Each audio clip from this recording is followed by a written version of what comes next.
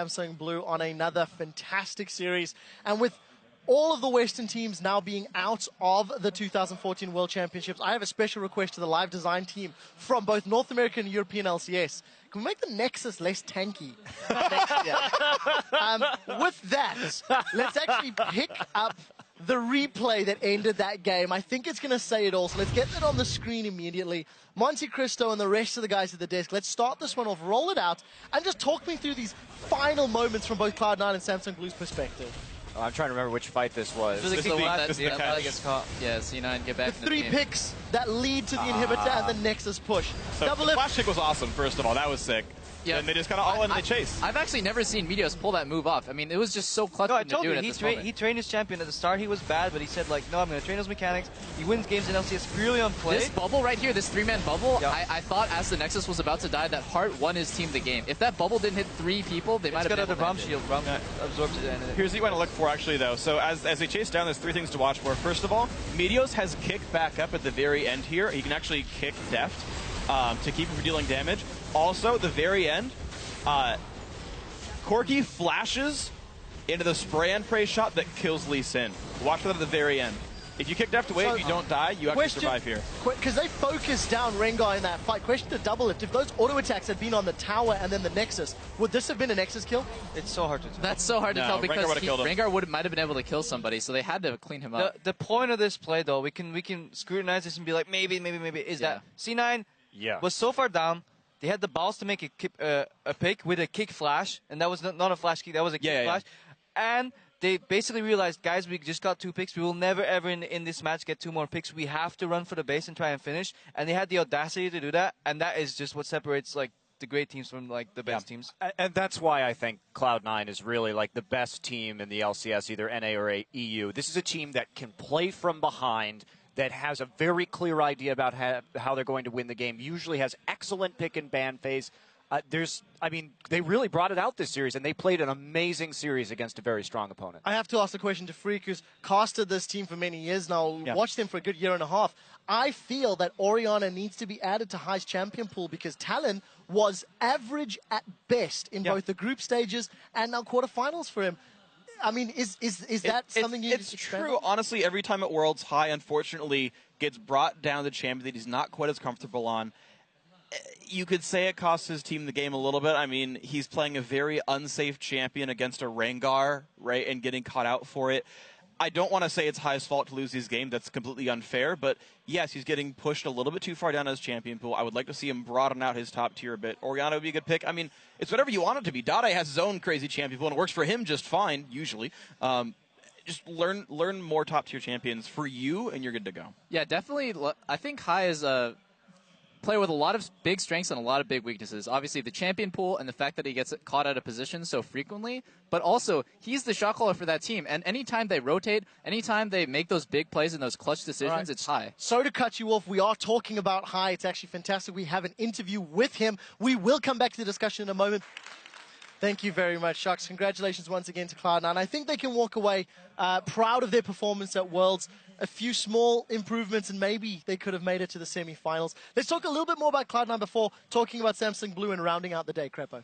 Oh, yeah, I was actually going to jump from the Cloud9 pump to Samsung Blue, because I feel like, while every team has their weaknesses, you have to exploit them. And I feel Spirit, this match, exploited them so beautifully. He ran top when there was no vision. Balls was running up to ward. And right at that moment, max range Rengar leap, and he holds his boa. He holds it till after the flash. And over, he'll go mobility boots, gank mid. He'll jump in, place a pink ward, hold the boa, force High to react, boa strike, and then just screw it High, and he basically won that game for Samsung Blue. Absolutely.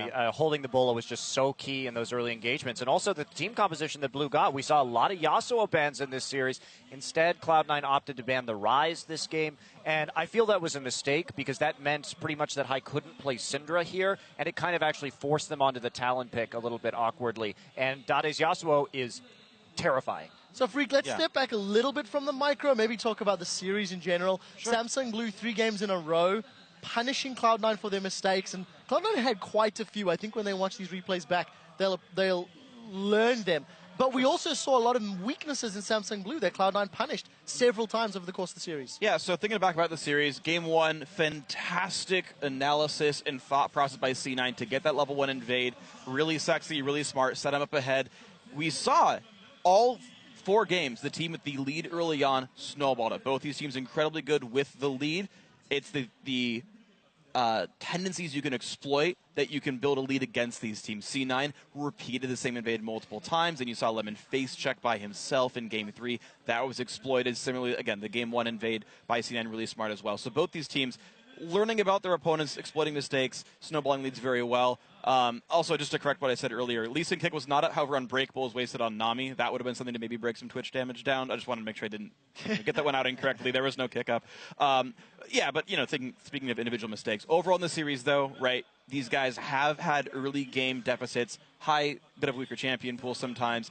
Samsung Blue in general, they don't win the 2-on-2 lane, and that can be very rough against like Imp and Mata. Double F, talk to me about the series before we move on and talk about the brackets. Yeah, I was just going to talk about Samsung Blue a little bit because their early game, it's like people will just slap them in the face and they'll just take it. They'll be like, oh yeah, I love that. And then mid game, they just Pretty sure they explode. Don't love that. That's maybe you. They make these ridiculous plays where they just get an ace and Baron every time. Honestly, all 3 of these previous games, they just get an ace and Baron, and then it's like, okay, game's over. Samsung Blue's got Baron. They've aced you. They're just going to wipe you over and over and over again. So it's just so impressive how much better mid-game these guys are than everyone else. I completely agree. We'll have a chance to see their mid-game again in just a week's time. With another quarterfinal wrapped up, let's actually take a look at the world's bracket and see how 50% of the quarterfinals have shaped up. Both Samsung organizations coming out above their American opposition 3-1. And that will set us for the team kill semi-final between Samsung White and Samsung Blue, yet again on Korean soil. Bottom half of the bracket is going to be a China versus China matchup tomorrow. It'll be, of course, between Starhorn Royal Club and Edward Gaming, and then followed that by Najin White Shield and OMG. I just very briefly want to talk a little bit of hype about tomorrow's quarterfinal matchup between the 2 Chinese squads. There's a bit of discrepancy between our analysts about whether EDG are going to rise to the occasion considering it's against friendly opponents, or whether or not Starhorn Royal Club's going to choke.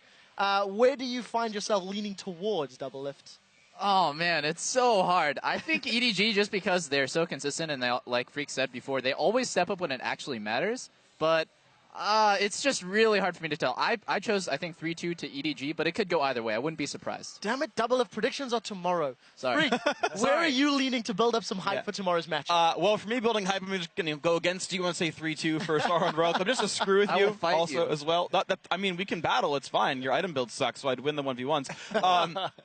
No, but you built a Zephyr second item on Vayne. Like, I don't know what you're doing. But no, it's honestly a great match. They have very, very different styles. It's going to be a lot of fun to see if Starhorn Royal Club can use their typical early game advantage. They're just incredible players overall, right? And it's just going to be a bloodbath. It's Chinese law. They fight a lot. Well, yeah. Final thoughts from Crippo Monty before we move on. I just agree that I think that if the average league viewer has interest in a lot of different things, if you're more like macro strategy, rotations, and calm early games, you would have loved these series so far. If you just want full-on brawl fest, you're probably going to love tomorrow a little more. I'm going to love tomorrow. I have no idea who's going to win. I'm leaning slightly towards one side, which is Royal Club, but honestly, I don't watch enough LPL throughout the entire season to 100% be right here.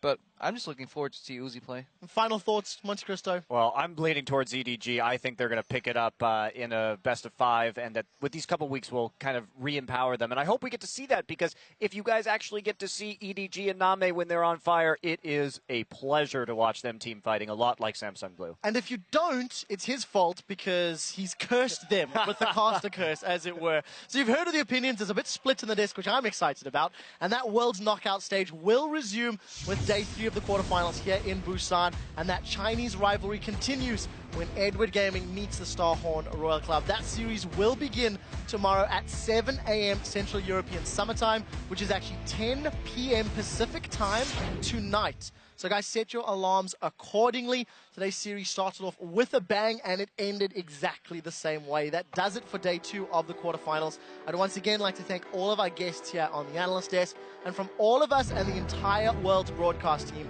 thank you for watching. We'll see you for Day 3 as the 2014 World Championship continues.